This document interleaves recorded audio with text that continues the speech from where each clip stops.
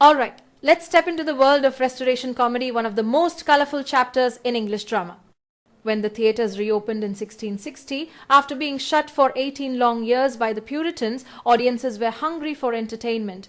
What they got was bold, witty, and often scandalous. Restoration comedy is also called the comedy of manners, and that synonym has been asked in exam. King Charles II played a big role here. He loved French theatre, especially the comedies of Molière, and he encouraged playwrights to bring that same sparkle, wit, and sharpness to the English stage. And yes, Molière's influence on Restoration comedy has been asked in exam.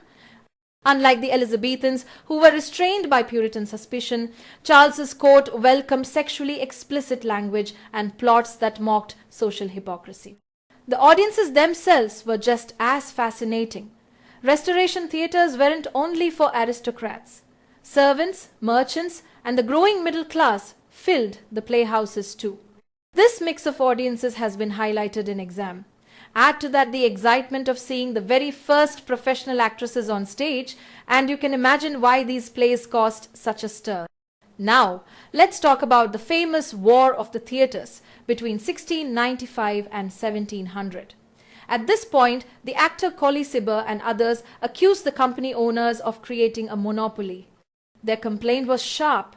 Management was enslaving actors whom the public was inclined to support. So, star performers like Thomas Betterton, the tragedian Elizabeth Barry, and the young comedian Anne Bracegirdle broke away. With royal permission, they formed a cooperative company. Their first big hit, William Congreve's Love for Love in 1695, a huge success. That exact detail, Congreve's play launching the cooperative, has been asked in exam. Competition heated up. Rich's company fought back with jugglers, dancing animals, and circus-style tricks, while the cooperative claimed artistic legitimacy. They even used unusual gimmicks like prologues spoken by boys and epilogues delivered by ladies on horseback, and yes, those stage tricks have been tested in exam. Now for the plays and playwrights. Restoration comedy produced a dazzling range of works. George Etherege gave us The Comical Revenge, She Would If She Could, and The Man of Mode. That last one is an exam favorite. John Dryden contributed comedies like An Evening's Love and Marriage a la mode. William Wycherley's The Country Wife and The Plain Dealer are classics of sharp satire, and both titles have been asked in exam. Afra Behn, England's first professional female playwright, became hugely popular with works like The Rowe. That fact, Behn, as the first professional female dramatist, has also been highlighted in exam. William Congreve is central. The Old Bachelor, Love for Love, and most importantly, The Way of the World in 1700, one of the greatest comedies of manners ever written.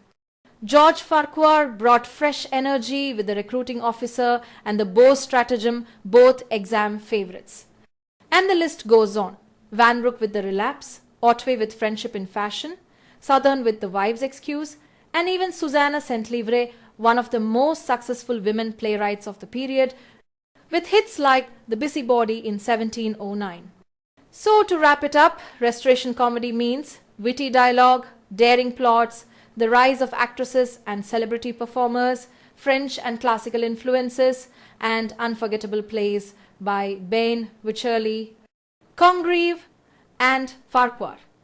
It's comedy with sparkle, satire, and scandal, and it's always turning up in exam. Alright, let's talk about William Wycherley, one of the sharpest satirists of the Restoration stage.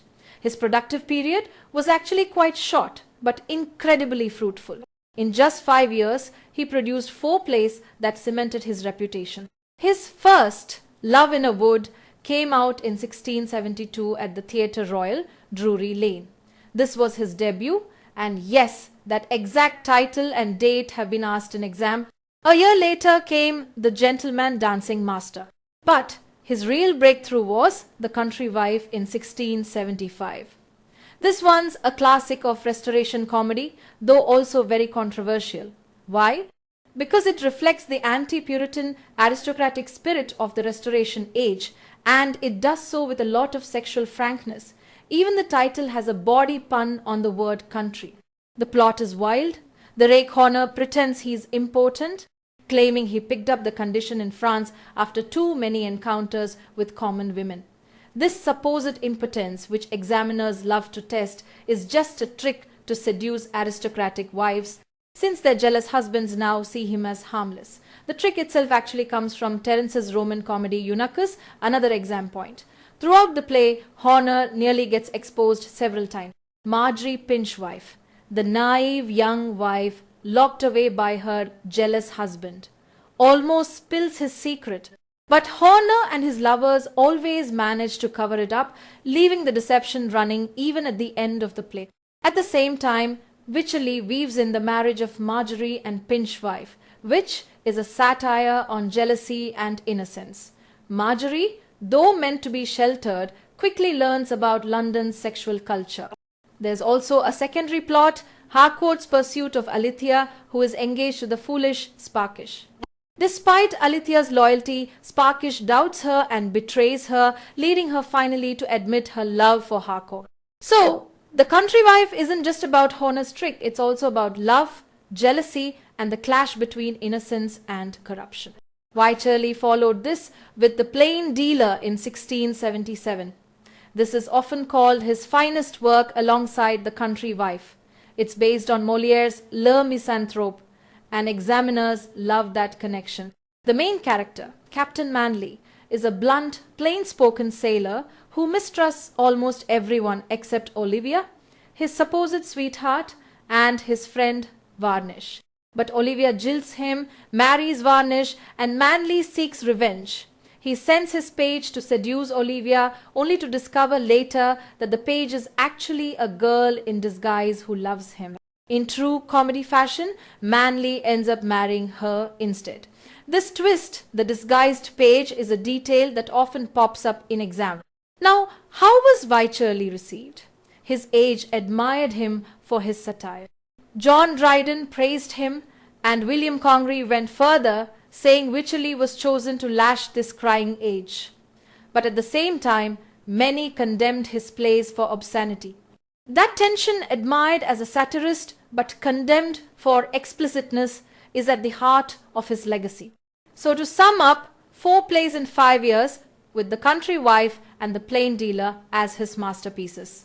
Horner's impotent trick, Marjorie Pinchwife's innocence, Captain Manley's blunt honesty, and Wycherley's biting satire. These are the things examiners love to test. Alright, let's talk about William Congreve, one of the sharpest dramatists of the Restoration period.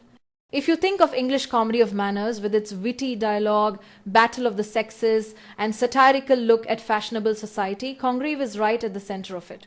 His plays came out in a short burst, all between 1693 and 1700. His first play, The Old Bachelor, was written just to amuse himself while recovering from illness. Produced at Drury Lane in 1693, it was an instant success. Even Dryden, who became Congreve's mentor, praised it as a brilliant first piece. This debut, date and title have both been asked in exam. He followed quickly with The Double Dealer in the same year, Love for Love in 1695, and The Mourning Bride in 1697. Now here's something to watch out for. The Mourning Bride was Congreve's one attempt at tragedy, and unlike his comedies, it wasn't a success. That fact has been highlighted in exam. Finally, in 1700, he produced The Way of the World, now considered his masterpiece.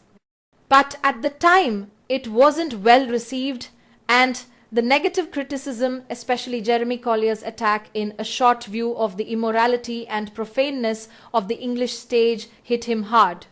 Congreve was so stung that he basically stopped writing plays. He did reply in print with amendments to Mr. Collier's false and imperfect citations, a text that examiners love to ask about. So what makes Congreve's comedies special? His dialogue is razor sharp, full of wit and irony. He loved exposing the follies, vanities, and affectations of his age, especially in the endless war between men and women. One of his favorite actresses, Anne Bracegirdle, played many of his female leads strong, clever women who always matched the men in wit. If you want a taste of his humour, just look at this exchange from The Way of the World.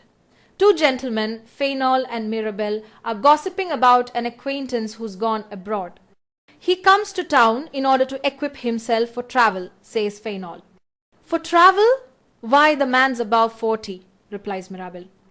And Fainall shoots back, "'Tis for the honour of England that all Europe should know we have blockheads of all ages." This kind of back and forth is Congreve at his best, witty, biting, and delightfully cynical. Many of these very lines have been asked in exam.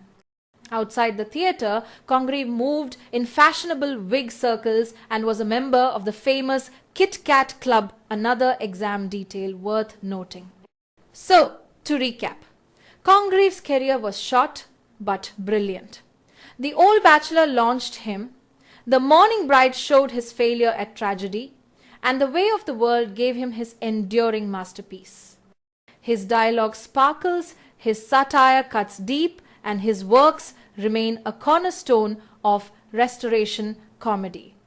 Alright, let's talk about William Congreve's masterpiece, The Way of the World.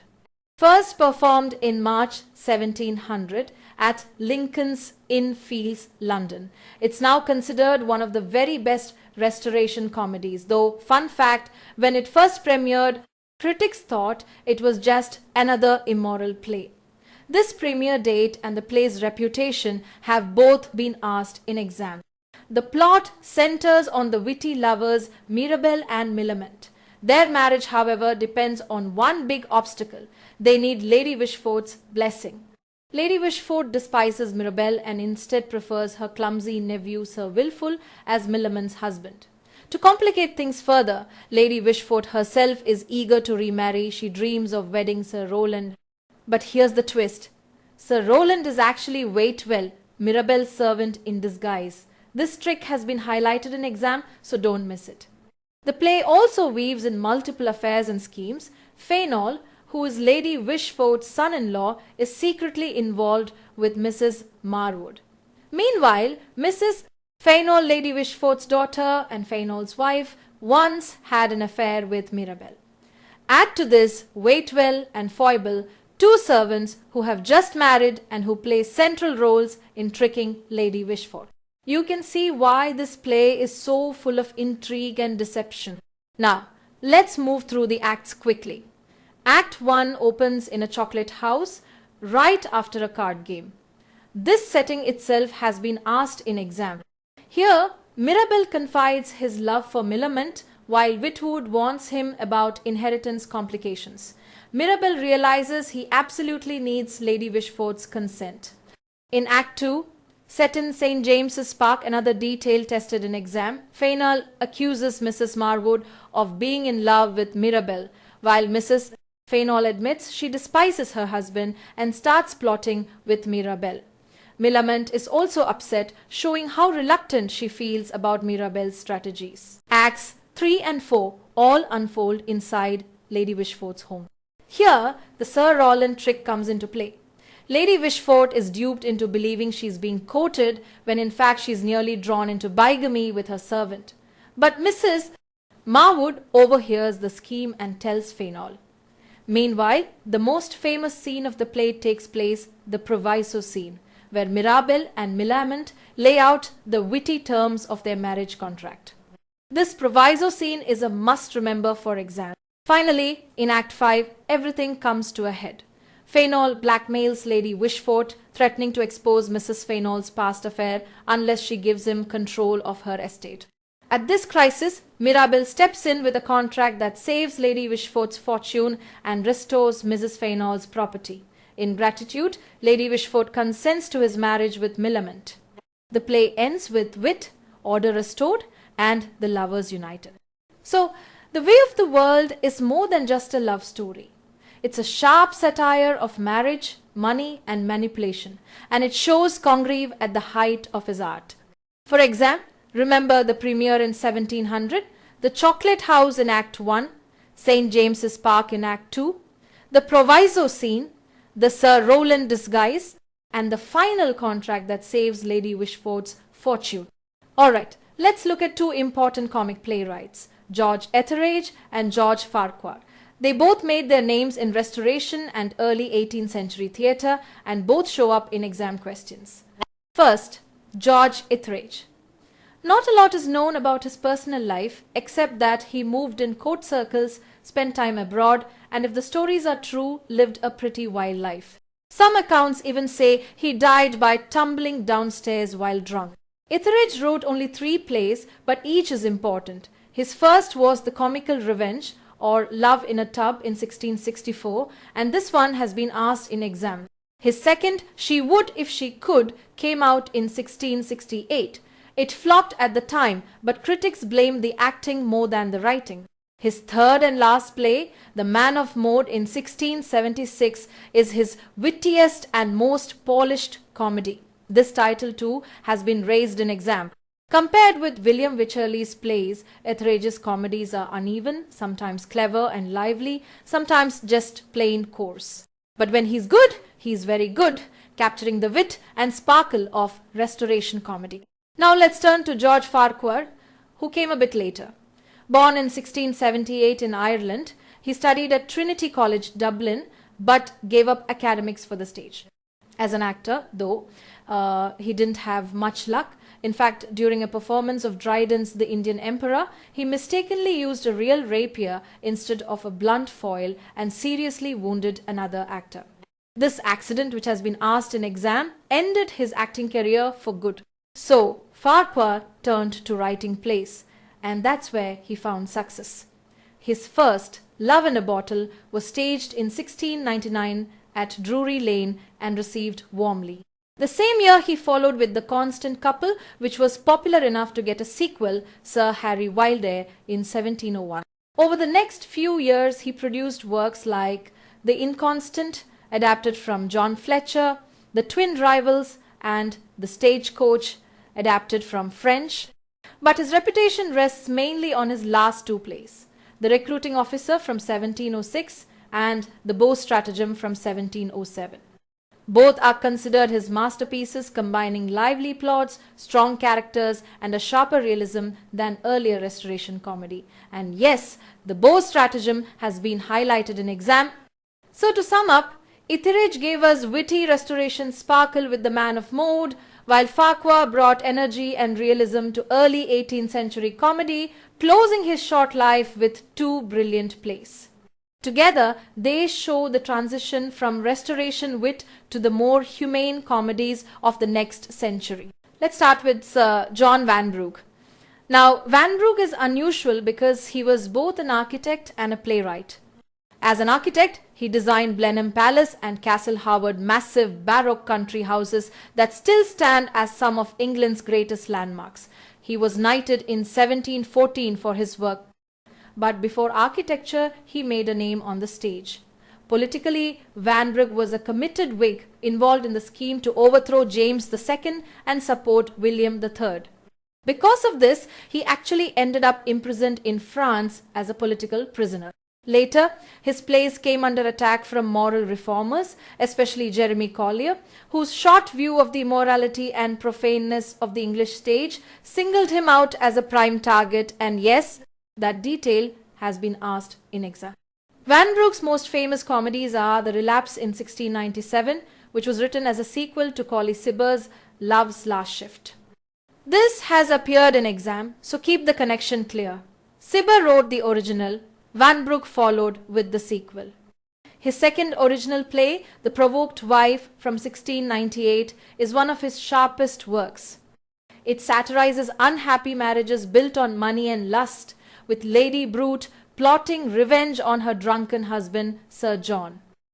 The play even includes disguises, jealous rivals, and a shocking attempted assault by Sir John on his own wife, making it one of the boldest Restoration comedies. His later play, The Confederacy in 1705, is clever but less well known. Now, Colley Cibber.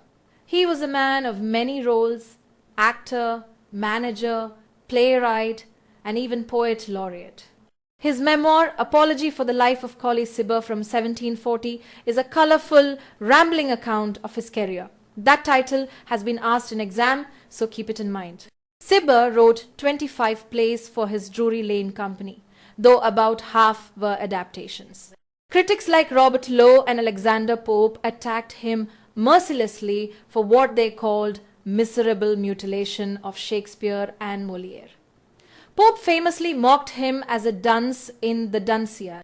His breakthrough was Love's Last Shift, written to give himself a role. The play made his reputation as both actor and playwright. Then, interestingly, Vanbrugh honored it with a sequel, The Relapse, or Virtue in Danger. In Vanbrugh's play, Cibber's character Sir Novelty Fashion reappears as Lord Foppington, one of the great Restoration fops, and a role Cibber himself performed brilliantly.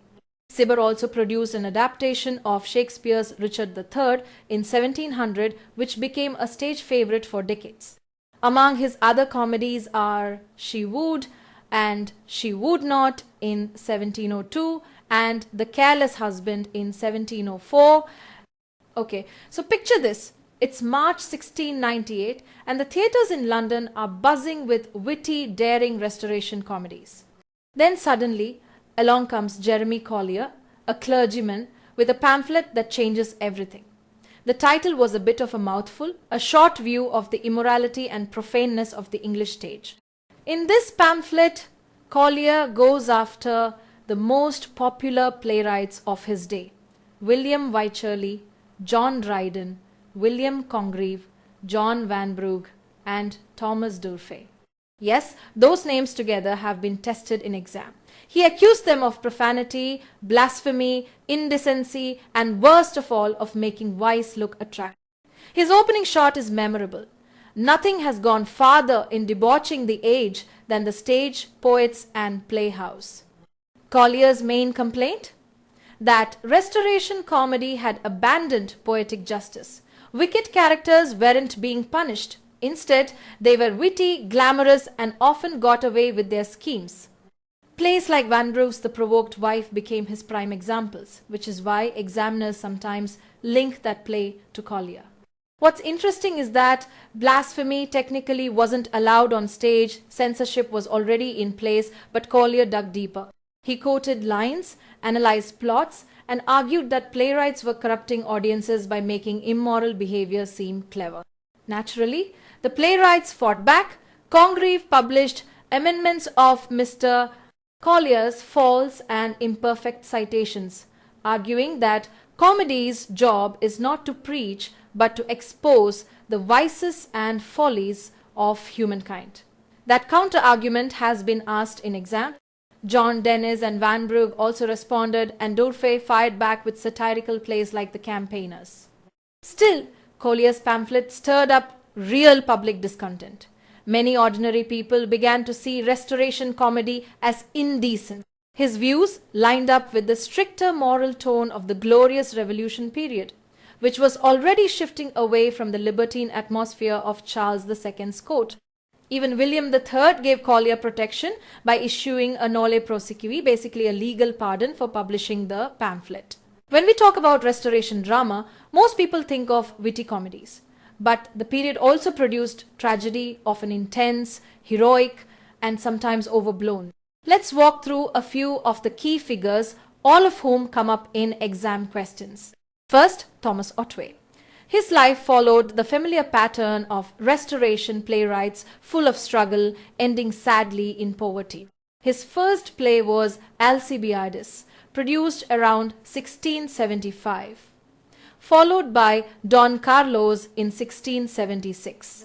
But his real fame rests on The Orphan in 1680 and his masterpiece Venice, preserved in 1682. That last one has been directly asked in exam. Venice Preserved is a powerful tragedy of love, betrayal, and political conspiracy, and it's one of the few Restoration tragedies that still gets staged. Another of his plays, Soldier's Fortune, is also tied to exam questions. Now, Nathaniel Lee, another tragic figure in every sense.